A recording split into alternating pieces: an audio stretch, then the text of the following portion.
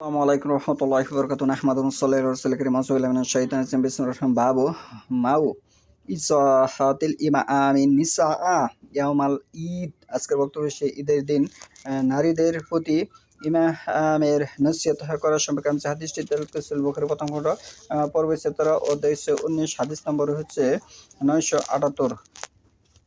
হাদিস নম্বর হচ্ছে 978। কালা আকবারা আনি আতাউন আন জাবির ইবনু আব্দুল্লাহ কালা সামিইতু ইয়াকুলু কাআমান নবী সাল্লাল্লাহু আলাইহি ওয়াসাল্লাম ইয়াউমাল ফিতর ফাসাল্লা ফাবাদাআ বিসসালাতি সুম্মা খুতবা ফালাম্মা ফারাগা নাসাআলা ফাআতা নিসা ফাযাক্কারাহুন্না ওয়া হুয়া ইয়াতাওয়াক্কাউ আলা ইয়াদি বিলালিন ওয়া বিলালুন বাসিদুন সাউ ওয়াহু ইলকি ফিহি নিসাউ সাদাকাতু কুলতু লি আতাইন জাকা ইয়াউমিল ফিতর কালা লা ওয়ালাকিন সাদাকাতুন ইয়াতাসাদ্দাকনা হিনা ইজিন তুলকি ফাতাখাহা ওয়া ইলকিনা কুলতু আতুরহাক্কান আলাল ইমাম সালিকা ইউজাক্কিরুহুন্না কালা ইন্নাহু লা হাক্কুন আলাইহিম ওয়া মা লাহুম লা ইয়াফআলুনাহু। জাবির ইবনে আব্দুল্লাহ রাদিয়াল্লাহু হতে বর্ণিত, নবী সাল্লাল্লাহু আলাইহি ওয়াসাল্লাম ঈদুল ফিতরের দিন দাঁড়িয়ে সালাত আদায় করলেন। পরে খুতবা শেষে নেমে নারীদের নিকট আসলেন এবং তাদের নসিহত করলেন।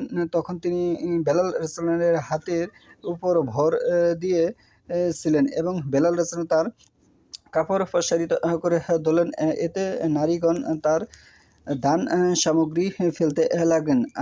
আমি ইবনু সুরাইস আতা রহমতুল্লাহকে জিজ্ঞেস করলাম, এ কি ঈদুল ফিতরের সদাকা? তিনি বললেন, না, বরং এ সাধারণ সদাকা যাহা তারা ওই সময় দিচ্ছিলেন। কোনো মহিলা ও তার আংটি দান করলেন, অন্যান্য নারীরাও তাদের আংটি দান করতে লাগলেন। আমি আতা রহমতুল্লাহকে আবার জিজ্ঞেস করলাম, মহিলাগণকে উপদেশ দেওয়া কি ইমামের জন্য জরুরি? তিনি বললেন, অবশ্যই তাদের উপর তা জরুরি।